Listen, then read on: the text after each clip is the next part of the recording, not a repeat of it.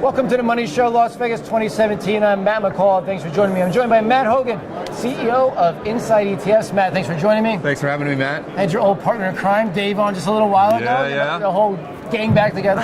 I was talking to him how we were in Amsterdam like almost 10 years ago. I know. Your hair was darker. I had more of it. I mean, how things have changed. I mean, we're actually growing up to be adults now. We were early to the game, yes. absolutely. And now we're CEOs. That's right. It's amazing how that life comes full circle. It does. But let's talk a little bit about the world of ETFs right now, some trends you see going on right now. Sure. I mean, there are a lot of trends. So number one, people are talking about smart beta, smart beta, smart beta. It seems like every company is coming out with a smart beta solution. It's hard for investors to evaluate them. They're complex, academic based. My answer for investors is pretty clear.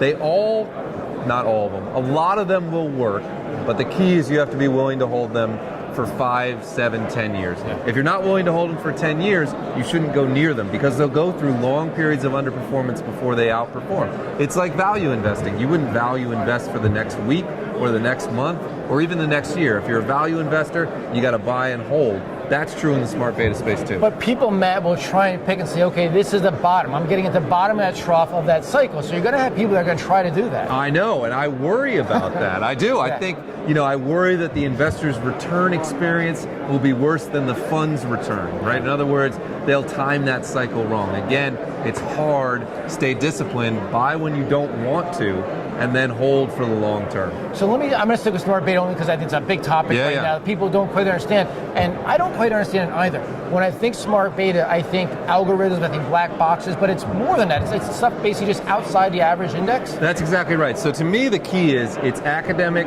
sort of rules-based strategies that take advantage mostly of behavioral issues in the market, right? So we know that people like to chase high-profile stocks, highly volatile, the FANG stocks. That creates an opportunity for value stocks and low volatility stocks to outperform. So smart beta strategies will do is they'll take the market and they'll tilt toward those value or to those low volatility stocks. There are a couple other factors out there. Quality, is a company well suited for the market? Can it always pay a dividend? You can look at even momentum on the other side. All of these academic research show deliver outperformance over the long haul. But again, to go back to it, it's over the long haul. So before I let you go, how does this fit into the average investor's portfolio of smart beta? So I think of it the way institutions are thinking of it, right? The core of most people's portfolio is low-cost index funds. But not everyone's comfortable with a portfolio that just matches the market. You see a lot of institutions taking part of their portfolio and shifting it into smart beta products. It's particularly effective for investors if they were in high-cost active funds, so they're still trying to beat the market. Now you can tap into some of the smartest quantitative research, but you can pay about a quarter as much.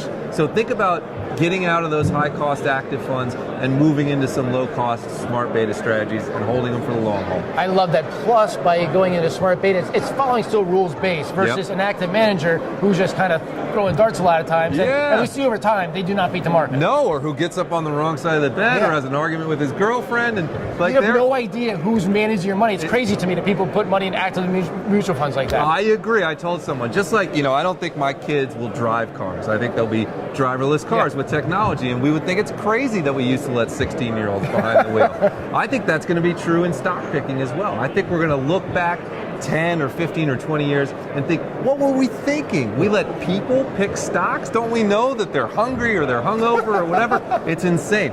Rules-based strategies, all the data show, are better. They correct for some of the behavioral quirks.